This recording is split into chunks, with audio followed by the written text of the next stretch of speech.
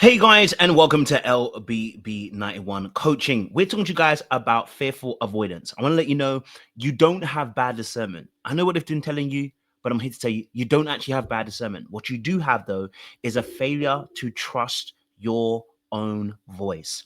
The dating scene is messed up, and we've been talking about this in this latest series about how people are struggling to date. And for you who are fearful avoidance, it's never easy to date in that space because what ends up happening is a lot of times you want to give your love, you want to be in love, you want to commit to somebody, and then you find actually you also withdraw because you feel scared of something. You're not quite sure what it is, not quite sure what that thing is, but it pulls you away from those particular people. And so as you're entering, you're actually exiting at the very same time. And some of us may call it self-sabotage. Others may call it hot and cold behaviors. But either way, I'm here to tell you again once more that your discernment isn't off. You just don't trust your voice.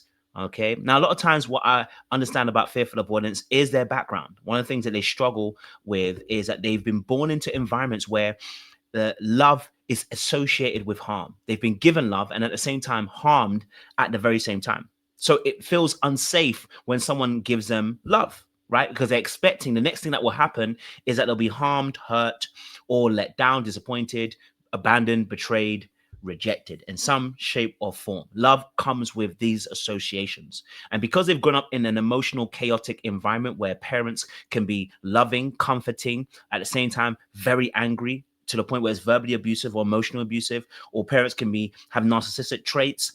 Parents can be very dismissive or unpredictable in a lot of their behaviors. And the child learns that actually it's not safe to physically be in the presence of that parent all the time. They're not sure what parent they're going to get. That unpredictability keeps them on edge and keeps things chaotic, which is what the pattern is that exist in also your dating phases. You're drawn to chaotic patterns, or you completely run away from chaotic patterns in general. And then that makes it difficult because anybody who's not consistent at any given time, you can also sabotage or abandon in that space as well. So let me say it once more again. Your discernment isn't off. Your intuition is correct. But the truth of the matter is you hesitate because you believe that your voice isn't as important. Very much like your anxious side of things, you believe that, you have to prove your worth, but you always externalize, decision making to other people because they must know better than you. They're more trustworthy than your own voice. The low esteem of self and the low self-worth that comes from being almost abused as a child, actually, in some aspect, whether it's verbally, emotionally, or whatever, means that you question your decisions. You question whether you're making the right thing. You question whether what decision you're going to take is not going to harm somebody else, because every time you think about doing something, you're thinking about the other person. You're consistently mind reading rather than centering yourself in a scenario. In fact, centering yourself feels selfish, because you've had to, for your whole entire life, think a couple of steps ahead about what other people are going to do in order for your safety to take place. So it's understandable that this survival technique has aided you for so long and you continue it in your dating phases, okay? So a lot of times you'll find yourself double checking, double confirming, asking other people what their opinions are on things that actually they can't really give an opinion on. Only you can. Okay. All right. And so this is also an important aspect towards your dating and why the dating scene can be in shambles for you. So let's talk a little bit about some of these patterns because it's important to understand what's going on. So sometimes with a fearful avoidant, because they have a lot of conflicting, it seems, emotions, which, by the way, are actually normal. You can be happy and sad at the same time, angry and fearful at the same time. You can have all of the emotions at one given time, right? They're not to be judged in a place of condemnation, but rather to be experienced and then to be moved on. Right. But for the fearful avoidant, this can be very scary because a lot of these feelings that they have can be contradictory, it feels like. And it can also feel like, if I'm having these feelings, am I a bad person for having those particular feelings? Again, once more, making these judgments. But I want you to understand that feeling something is off, but convincing yourself that you're overreacting is one of the ways that you downplay your own voice.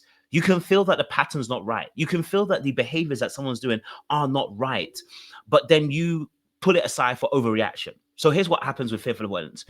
Let's say somebody says a story that isn't quite in alignment with what you know the story to be. It seems like they're not telling the truth. So you'll question the truth and say, is that true?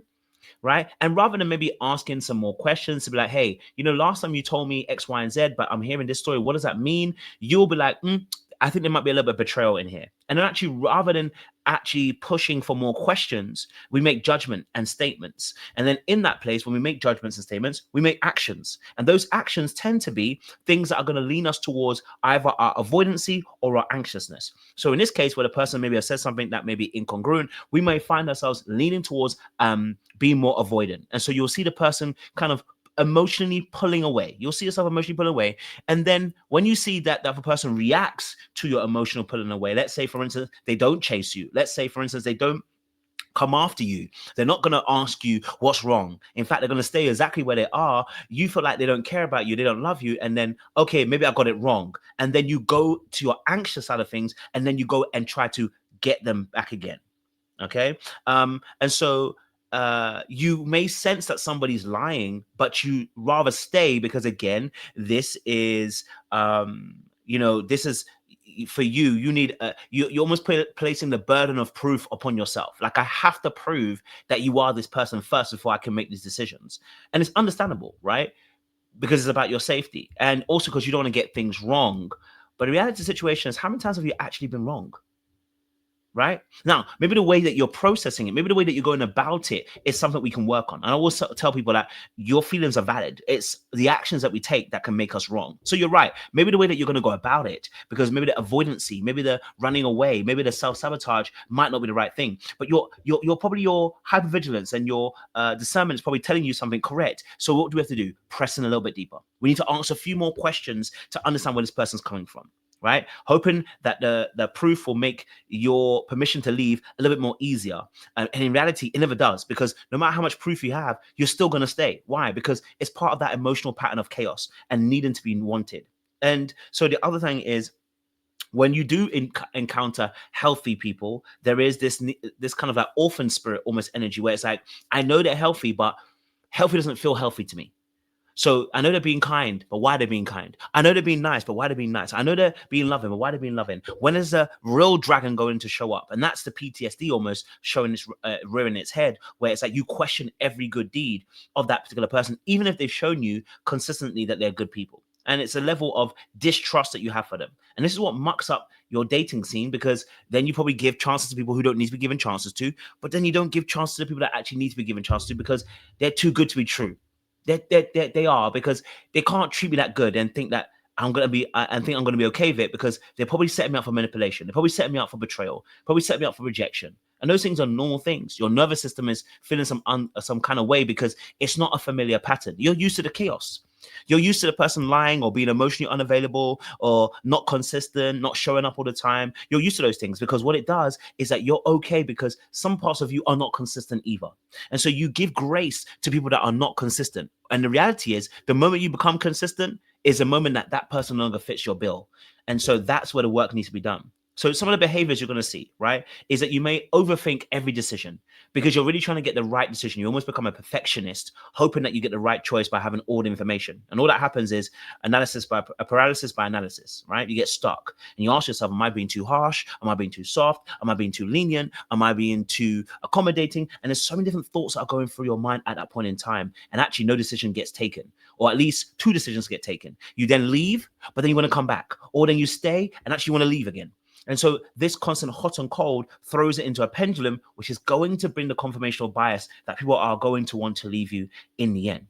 Okay. You're always waiting for someone else to confirm what you already knew, right? You're like, I have to ask somebody and see if they said the exact same thing I said, when you can't trust your own voice. You can't trust your own vision. You can't trust your own decision making. And so you always externalize it for other people. That's the anxious side of you talking. That's the side of you that's saying, I need help. I need someone to say the same thing. Then I can believe it about what then I can believe about what I feel and what I thought from my own mind.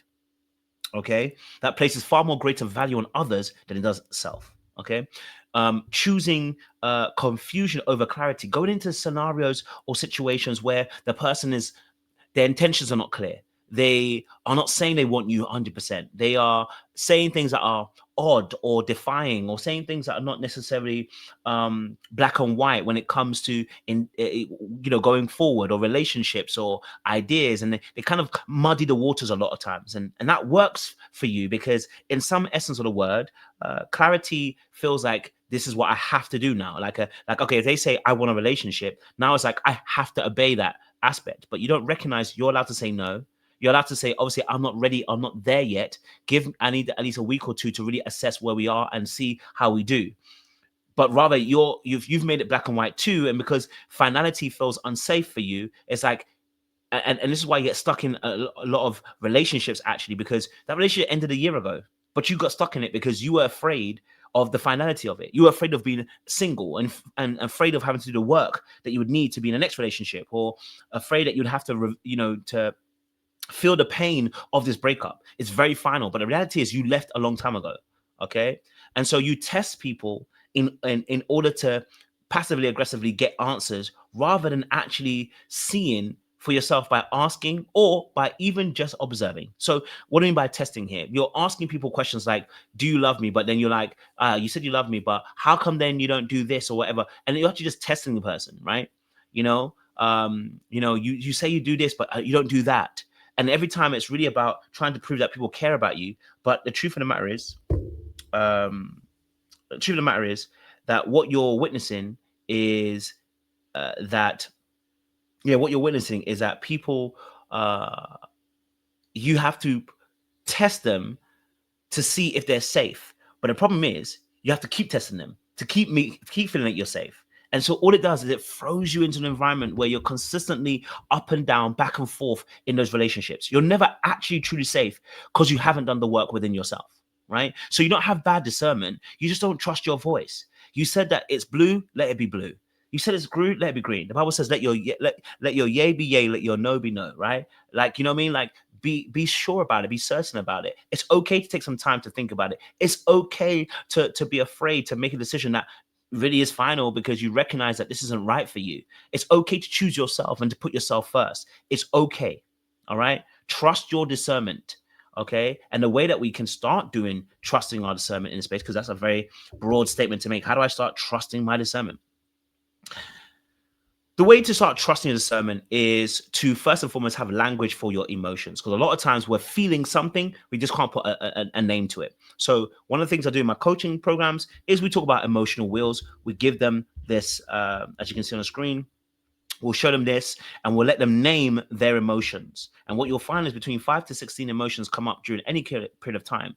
The reason why we're doing that is we're building our emotional vocabulary. By building our emotional vocabulary, we're also allowing ourselves the best chance to be able to express ourselves in an emotional sense, which is part of emotional regulation. So that means that when we are feeling like we want to shut down, or we're feeling we're overwhelmed, or feeling like we're paralyzed, we have some level of language to begin to unravel, thaw us out, and begin to reboot the computer, so to say, to be able to come functioning once more again. Okay? So all of these things, very, very important as well. Okay. Understanding also that, actions are not emotions. You are allowed to have emotions. They are valid. The actions are what can get you into trouble. The actions are what can be bad or good. We can judge those things in terms of actions. The emotions aren't bad or good. You feeling angry right now isn't bad or good. It's just how you feel. You feeling sad at this moment isn't bad or good. It's just how you feel. Now, when you decide that you're going to slap somebody because you're angry, now that's bad, depending on what kind of slap it is. You know what I mean? That can be then judged as being bad or being good because that's an action. But the emotions are simply just messages from within telling you something. Okay. Number 3, another way to really kind of trust your discernment is to trust yourself in small choices. You choose a chocolate bar, stick with a chocolate bar. I like Mars, I went for the Mars, and I stuck with Mars. Yeah. Oh, I like a hot chocolate, go for the hot chocolate, stick with a hot chocolate. One of the things I've learned also as an avoidant, difficult thing is to, when you're set, for instance, I might set a date with myself, right? I might go to, say I want to go to cinema. And what will happen is by the time 6 o'clock comes, which is my time to go to cinema, I'll be like, oh, I've got so much work to do or this, that. And now I've learned I'm not doing that anymore. I've set a date. It's 6 p.m. I'm going to the cinema. Nothing's going to stop me. I don't care if someone calls me. That's their business. I can't. Unless it's an absolute emergency, I'm going at 6 p.m. And what that does is it trains the muscle for you to say, I'm going to back up what I said I want to do. And what this does is it starts teaching you that your voice, your opinion, your decisions are important. Okay? Stop giving your validation to other people to validate you with. Okay? All right? You don't need to consult the whole of the world before you make this decision. Okay? You yourself know how you feel. Slow it down, sit down, write it out, speak into an audio voice note or voice memo, and start voicing how you actually feel. And then you're going to recognize that as you start engaging with your own emotions, actually, there is more to the story. Okay, or there's less to the story. I know how I feel. And then sticking with it, right? And not doing a back and forth, hot and cold behavior, because actually, really, truly, you've not given yourself time to even process how you feel. Okay. Now, listen, my time is up. And I can't wait for our next season of coaching that we're going to start doing, because of course we're gonna open a Patreon for this channel as well. What we're going to be doing is taking your questions, turning them into videos, but we'll be behind a paywall, behind a members only space that we can actually engage with this content as well. Obviously, we're going to start building out some videos for courses in terms of healing, because a lot of the work I've been doing for the last 2 years, I can now really start putting that into videos for you guys to start really learning to go through something to heal. If you do need personal one-to-one coaching, do reach out to me. We still got a little bit of time before November ends, but I don't want to take any more new clients after November. I want to keep the ones I have and really focus on them, and then we'll come back in April for another batch of people to come through. But listen, make sure you like, share, subscribe, click on that wonderful bell button for notification of uploads. We appreciate you guys. Stay locked, stay loaded, and leave a comment down below. Let us know your thoughts. We appreciate you. We'll see you soon.